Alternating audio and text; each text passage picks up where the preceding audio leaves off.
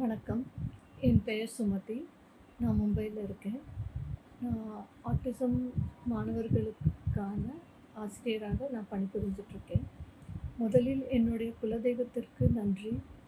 அ எனக்கு உடலும் உயிரும் கொடுத்த என் தாய் தந்தையருக்கு நன்றி. என்னை இந்த வகுப்பில் சேருவதற்காக ஊக்கமளித்த என்னுடைய தோழி மதுரவாணி அவர்களுக்கும் நன்றி.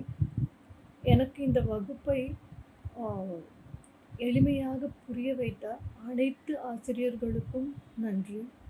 என்னுடைய எல்லா கேள்விகளுக்கும் பதிலளித்து விளக்கம் அளித்த என்னுடைய கோச் கோட்டீஸ்வரன் ஐயா அவர்களுக்கும் நன்றி.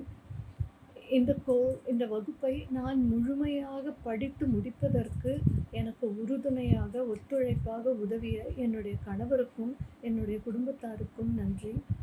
எல்லாவற்றிற்கும் மேலாக இந்த ஏஎல்பி வகுப்பு முறையை எளிதாக அனைவரும் கற்றுக்கொள்வதற்கு ஏதுவாக அமைத்து கொடுத்த திரு பொதுவுடை ஐயா அவர்களுக்கும் அவரது குடும்பத்தினருக்கும் கோடான கோடி நன்றிகள்.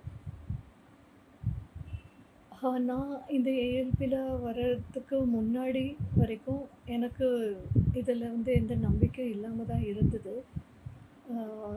என்னுடைய தோழி மதுரவாணி அவங்க சொன்னாங்க, "இது இப்படி ஒரு ஏஎல்பி கிளாஸ் இருக்குது, நீ ஜாயின் பண்ணு" அப்படின்னு சொன்னாங்க.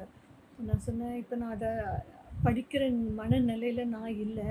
படிக்கிற மனநிலைக்கு இல்லாததுனால எனக்கு இப்போ வேண்டாம்" அப்படின்னு சொல்லி வெல் தவிர்த்துட்டேன்.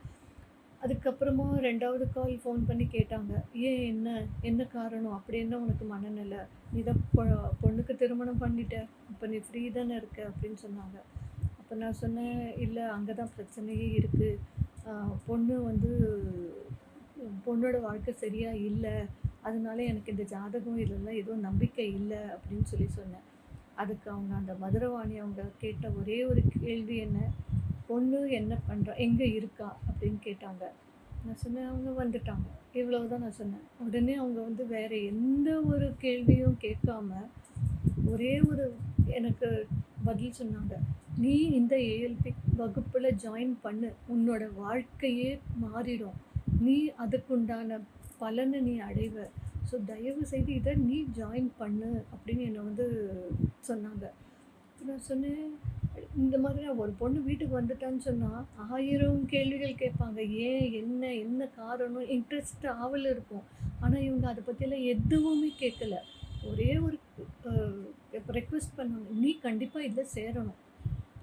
உன்னோட வாழ்க்கை மாறும். அவ்வளவுதான். நான் வேறு எதுவும் உனக்கு சொல்ல விரும்பல. அதுக்கப்புறம் நீ எனக்கு சொல்லுவ" அப்படின்னு சொன்னாங்க. சரி, இவ்வளவு சொல்கிறாங்க, ஓகே.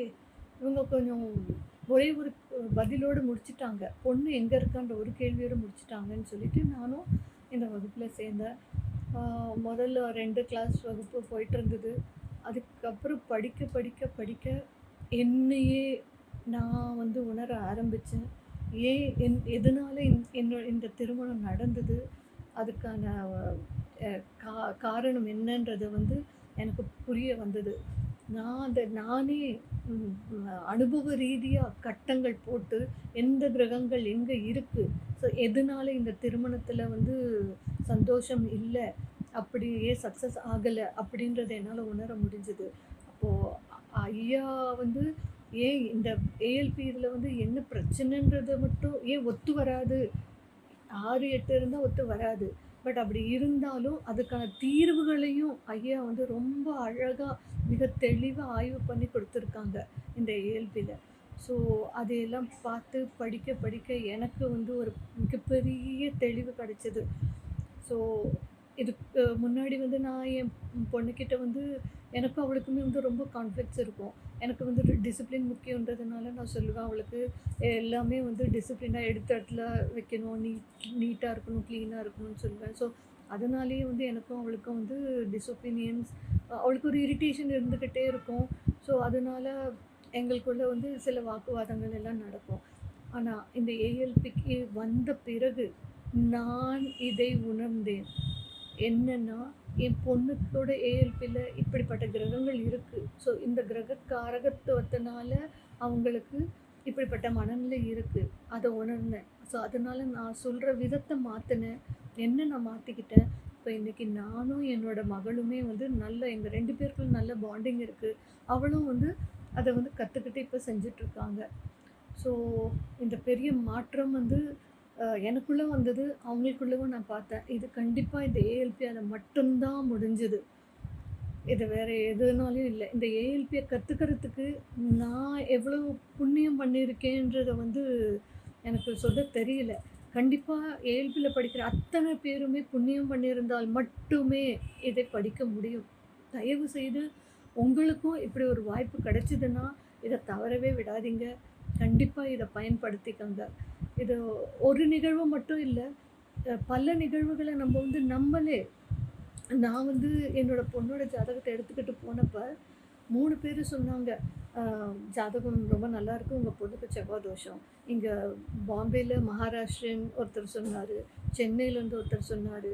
இன்னொருத்தர் பிராமின் செ பிராமினா இருக்கவரும் சொன்னாரு ஜாதகத்த பார்த்துட்டு, "நீங்க உடனே திருமணத்த முடிங்க. செவ்வாய் தோஷம் பையன் இருக்கான்." ஓகே. நாங்களும் முடிச்சுட்டோம். பட் அதுக்கப்புறம் தான் எனக்கு புரிஞ்சது, இவங்க 3 பேரும் சொல்லி, சரியா இருக்கு, மேட்ச் இருக்குன்னு சொல்லி திருமணம் நடந்து, ஏன் திருமணம் சக்சஸ் ஆகல?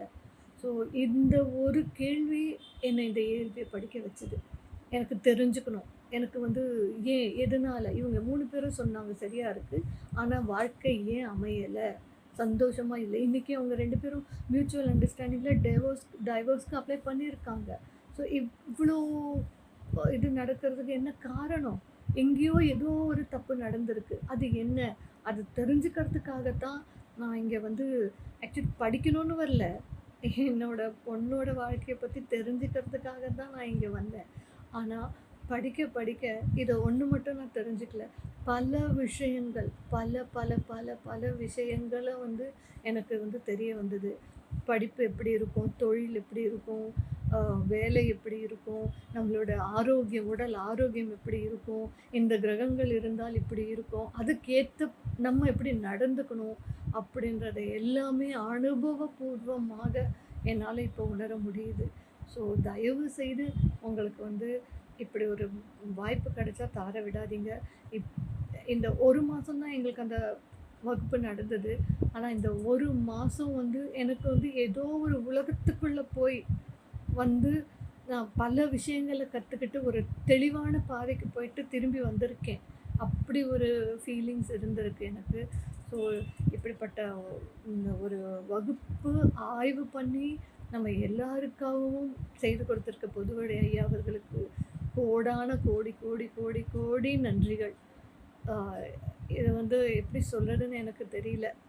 அ இந்த பூர்வ புண்ணியத்தோடைய பலன நான் இங்க அனுபவிக்கிறேன். ஸோ நானும் இப்போ வாழ்க்கையில ரொம்ப சந்தோஷமா இருக்கேன். மாற்றங்கள் ஏற்பட்டிருக்கு. ஸோ தயவுசெய்து உங்களுக்கும் இப்படி ஒரு வாய்ப்பு கிடைச்சதுன்னா, கண்டிப்பா தவறவே விடாதீங்க. நன்றி.